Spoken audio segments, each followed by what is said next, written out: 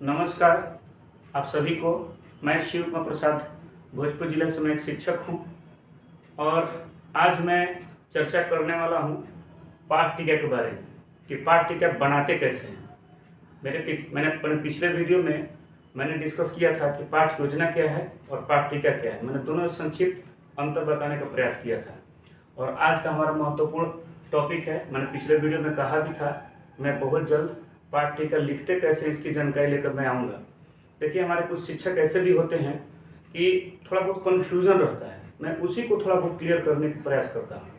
ऐसा नहीं कि पाठ टीका लोग नहीं जानते हैं, पाठ्य योजना नहीं जानते हैं, क्योंकि जितने भी ट्रेंड शिक्षक हैं जो प्रशिक्षित हो चुके हैं उनको अपने क्लासेज में इसकी जानकारी दी गई है कि पाठ्य योजना क्या होता है, पाठ टीका क्या होता है। लेकिन आज जिस तरह से माहौल बना हुआ है कि सबको पाठ टीका लिखना अनिवार्य है, मैं तो कहता हूँ कि एक शिक्षक के रूप में पाठ टीका आवश्यक रूप से लिखना चाहिए, सभी शिक्षकों को लिखना चाहिए। जो अच्छे शिक्षक हैं पाठ टीका लिखते भी हैं, संधारित करते भी हैं। तो इसलिए चलिए थोड़ा बहुत जो कन्फ्यूजन होगा आज मैं दूर करने की कोशिश करूँगा कि पाठ टीका लिखते कैसे हैं।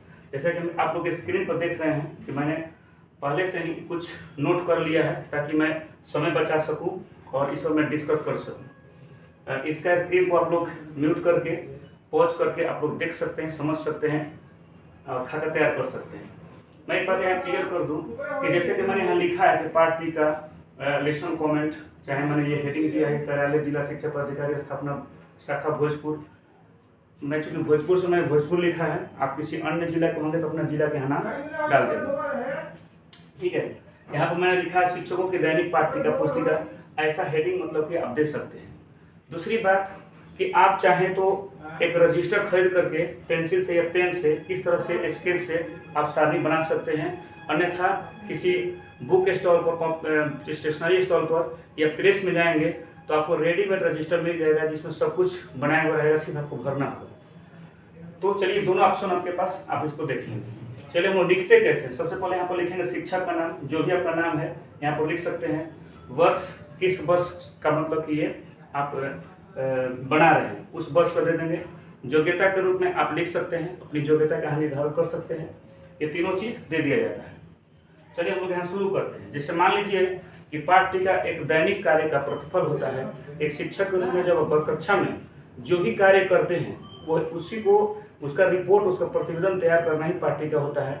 मैंने कहा था पिछले अपने वीडियोज में कि पाठ टीका और पाठ योजना में क्या अंतर है। पाठ योजना होता है कि जिस मान लीजिए कि आप वर्ग कक्षा में, किसी वर्ग कक्षा में आप जा रहे हैं पढ़ाने के लिए, बताने के लिए, सिखाने के लिए बच्चों को, तो आपका प्लान क्या है, मतलब कि आपका टॉपिक क्या है, उस टॉपिक से रिलेटेड आपके उद्देश्य क्या हैं, कैसे पढ़ाएंगे, किस तरह का टीएल का प्रयोग करेंगे, मतलब कि पहले से निर्धारित किया जाता है कि किस तिथि को कौन सा टॉपिक किस वर्ग कक्षा में पढ़ाने वाले हैं।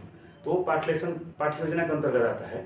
और पाठ टीका में आता है कि जिस तारीख को आप किसी वर्ग कक्षा में गए हैं, कौन सा उद्देश्य लेकर गए हैं, कौन सा अध्याय लेकर गए हैं, कौन सा विषय लेकर गए हैं, उस विषय से संबंधित आपने किस प्रकार की जानकारी साझा की है और कैसे किया है, बच्चों का उसमें कैसे इंक्लूडेशन किए हैं, आप समर्थन किए हैं। इसके बाद बच्चे कितना सीखे, आपने कौन कौन से चित्र का प्रयोग किया, टीएलएम का प्रयोग किया, सबका मैंने एक रिपोर्ट होता है पाठ टीका।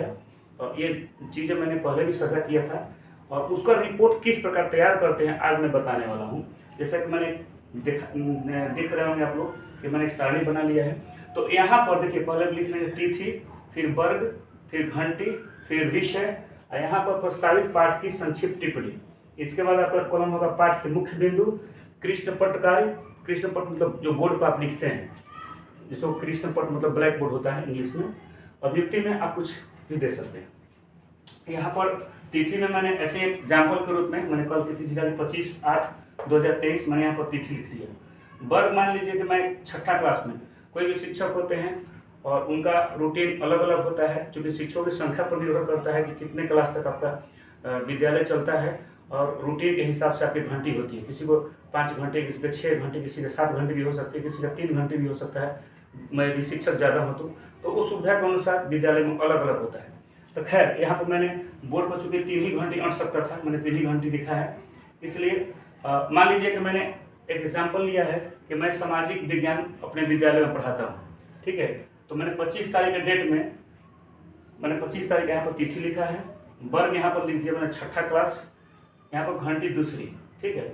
विषय हो गया हमारी दुनिया। सामाजिक विज्ञान में 3 विषय आता है, अतीत से वर्तमान, हमारी दुनिया, और तीसरा होता है सामाजिक, आर्थिक एवं राजनीतिक जीवन। तो मैं क्या करता हूँ अपने व्यक्तिगत रूप से कि मुझे मान लीजिए कि मुझे 6वां 7वां 8वां पढ़ाना है, तो मैं प्रत्येक वर्ग कक्षा में तीनों विषय को 3 भाग में बांट लिया हूँ। मैंने सप्ताह में मान लीजिए 6 दिन कक्षाएँ चलती हैं, तो 2 दिन अतीत से वर्तमान, 2 दिन हमारी दुनिया, 2 दिन सामाजिक एवं राजनीतिक जीवन। तो मान लीजिए कि 25 तारीख के डेट में हमको हमारी दुनिया पढ़ाना है, मैंने अपने से डिवाइड कर लिया है। तो 25 अगस्त 2023 को मैंने वर्ग कक्षा में 6 में गया, घंटी दूसरी थी, और विषय मैंने लिया हमारी दुनिया, जो भूगोल कहते हैं जिसको। और प्रस्तावित पाठ की संक्षिप्त विवरण, मतलब कि हमने अध्याय 2 कहीं शीर्षक लिखा रहता है, कहीं अध्याय 2 भी लिख सकते हैं, ये आपका अपना व्यक्तिगत है। आप अध्याय भी लिख सकते हैं या शीर्षक भी दे सकते हैं डायरेक्ट। तो पृथ्वी एवं उनकी गतियाँ, जो हमारा पाठ्य योजना है विद्यालय का, उसके अनुसार मैं कक्षाएं संचालित करता हूं। तो मैंने यहाँ पर लिख दिया है कि पृथ्वी एवं उनकी गतियाँ, मैंने ये टॉपिक हो गया पाठ का जो संक्षिप्त। इसके बारे में सब टॉपिक्स होता है, आप यहाँ पर डाल सकते हैं उसको, इसलिए मैंने उसको अलग एक कॉलम बना लिया है। यहाँ भी लिख सकते थे, इसको कम करना पड़ता है, मैंने अलग कर दिया ताकि क्लियर है। तो पाठ के मुख्य बिंदु, तो मान लीजिए कि उस दिन इसमें बहुत सारे बिंदु हैं, पॉइंट्स हैं, हेडिंग है, मैंने सब पर डिस्कस करना था। एक दिन में आप सभी पर डिस्कस ठीक से नहीं कर सकते हैं, तो मैंने यहाँ पर जो जो डिस्कस किया 25 तारीख के डेट में, मैंने वही लिखा है, दिन और रात, पृथ्वी का घूमना, ग्लोब का खेल, परिभ्रमण। तो इन सभी बिंदुओं को मैंने जो मैंने टॉपिक को लिया उस चैप्टर से, मैंने यहाँ पर पाठ के मुख्य बिंदु के रूप में यहाँ पर निर्धारित कर दिया। इसके बाद जो बोर्ड पर किया यहाँ पर आप निर्धारित कर देंगे। जैसे पाठ के मुख्य बिंदुओं को चित्र के माध्यम से दर्शाया गया। मान लीजिए दिन रात कैसे होता है बच्चों को बताने के लिए, पृथ्वी कैसे घूमती है, और ग्लोब किस प्रकार मतलब होता है, उसका निर्धारण कैसे होता है, ग्लोब का प्रयोग क्या है, ग्लोब होता क्या है, उसकी जानकारी देते हुए उसका परिभ्रमण से क्या मतलब है, परिपथ पर जो घूमता है उससे क्या मतलब है, इस सब बच्चों को इसके माध्यम से समझाया। इसलिए मैंने अभियुक्ति में यहाँ पर लिख दिया कि ग्लोब एवं गतिविधि का प्रयोग। मान लीजिए कि बच्चों को मैंने खड़ा कर दिया कि चलो बाबू तुम सूर्य बन जाओ, और मैं किसी को कोई ग्रह बना दिए और उसको गतिविधि कराकर मैं बताया। तो खैर आप कुछ विशेष वर्ग कक्षा में करते हैं तो उसका यहाँ पर निर्धारण कर सकते हैं, और नहीं तो छोड़ भी सकते हैं, इसका कोई जरूरी नहीं है। तो मैंने ऐसे लिख दिया कि ग्लोब का मैंने गतिविधि का प्रयोग किया, तो मैंने यहाँ पर निर्धारण कर दिया। सिमिलरली उसी तरह से मान लीजिए 25 तारीख यही तिथि में मैं 7वें क्लास में गया, 7th में, और चौथी घंटी थी। मैंने फिर हमारी दुनिया, चूँकि उस तिथि को मैंने हमारी दुनिया ही पढ़ाना था तीनों कक्षाओं में। हमारी दुनिया यहाँ पर लिखिए 7वां क्लास, और यहाँ पर घंटी लिखिए 4 हमारी दुनिया। इसमें अध्याय 3 पढ़ाना था हमको, आंतरिक बल एवं उससे बनने वाली भू-आकृतियाँ, ये मेरा टॉपिक का नाम था इसलिए। और इस टॉपिक के अंतर्गत कौन कौन से सब टॉपिक्स को मैंने क्या क्या डिस्कशन किया मैंने यहाँ पर नोट कर दिया। भूकंप की जानकारी एवं बचाव, भूकंप की उत्पत्ति एवं कारण, भारत के मानचित्र पर भूकंप वाले क्षेत्र। तो इसको मैंने क्या किया कि बोर्ड पर एक मैप बना करके रफली बाउंड्री, और मैंने दर्शाने का प्रयास किया कि भूकंप के क्षेत्र कौन कौन है, सबसे ज़्यादा भूकंप किन के क्षेत्रों में आता है। तो इस तरह से तो मैंने यहाँ पर क्या किया, कृष्ण पट के द्वारा मैंने भारत का मैप बनाकर भूकंप क्षेत्रों को दर्शाया। मान लीजिए कि अब बच्चों को भी बोर्ड पर बुलाते हैं निर्धारण करने के लिए, कुछ बनवाने के लिए, तो यहाँ पर आप लिख सकते हैं कि बच्चों से चित्र बनवाया, बच्चों से मैंने ये करवाया। जो बच्चों से आप करवाएंगे आप यहाँ मेंशन कर सकते हैं, तो आप या अभियुक्ति में भी डाल सकते हैं। उसी प्रकार से मैंने 25 तारीख की तिथि में मैं 8वें क्लास में गया, 6वीं घंटी थी, फिर मैंने हमारी दुनिया लिया, अध्याय मैंने 1 लिया, क्योंकि अध्याय 1 बड़ा है, उसमें संसाधन है इकाई 1 में, इकाई 2 में भारतीय कृषि है। अभी अगस्त का महीना चल रहा है, तो पाठ्य योजना के अनुसार हमने 25 अगस्त 2023 को मुझे ये पढ़ाना था, मैंने पढ़ाया भारतीय कृषि।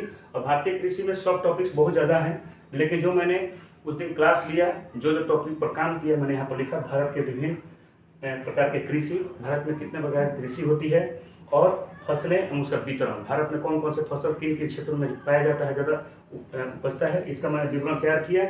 और इसका मैंने बोर्ड पर भी निर्धारण किया कि भारतीय कृषि कितने प्रकार की होती है, और फसलों को मैंने कुछ टाइप्स में कि कौन कौन से फसल हमारे देश में होते हैं, मैंने उसका निर्धारण करते हुए यहाँ पर बोर्ड पर दिखाया। और मानचित्र भी मैंने, जिसने यहाँ पर देखे होंगे तो आपको दिख रहा होगा, उसी तरह से मैं मानचित्र को टांग करके मैंने उस बच्चों को दर्शाया। तो जो मैंने वर्ग कक्षा में किया, जिस क्लास में, इस तरह से हम पाठ्यक्रम तैयार करते हैं।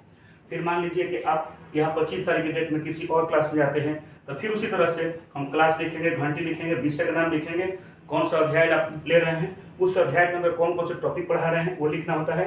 उसके बाद आपने ब्लैक बोर्ड पर क्या किया, चित्र बनाया, टॉपिक लिखे, क्लासिफिकेशन लिखे, क्या लिखे उसका निर्धारण आप यहाँ कर सकते हैं। और युक्ति में कुछ विशेष गतिविधि या कुछ विशेष चीज़ों का प्रयोग करते हैं तो आप मेंशन कर सकते हैं। इस प्रकार से हम लोग पाठ टीका का संधारण करते हैं। मुझे उम्मीद है कि आप इस तरह से कुछ लाभान्वित हुए होंगे। जिनका डाउट्स होगा आप कमेंट में नीचे लिख सकते हैं। मुझे इस तरह का कुछ डाउट हो तो मैं सहृदय उसका स्वीकारूंगा और मैं कोशिश करूंगा आपके प्रश्न का मैं उत्तर वहाँ दे सकूँ। तो चलिए मैं फिर मिलता हूँ फिर नेक्स्ट वीडियो में इसी तरह से कुछ महत्वपूर्ण टॉपिक को लेकर के। क्योंकि ऐसा होता है कि यूट्यूब पर चाहे कहीं भी ऐसे लोग कहते हैं कि मेरे चैनल को सब्सक्राइब करें, लाइक करें, ये करें। तो मैं कहता हूँ ऐसे करने से एक बेनिफिट ये हो जाता है कि जो भी मैं नया वीडियो बनाऊंगा नोटिफिकेशन सबसे पहले आपको मिलता है। तो मैं भी यही कहता हूँ कि चलिए आप मेरा चैनल सब्सक्राइब करें, लाइक करें, शेयर करें। मेरे चैनल पर कुछ ना कुछ शिक्षा और विद्यालय से संबंधित जो बहुत महत्वपूर्ण चीज़ें होती है मैं उस पर वीडियो बनाने का प्रयास करता हूँ। चलिए फिर मिलते हैं नए वीडियो में। धन्यवाद। आज के लिए।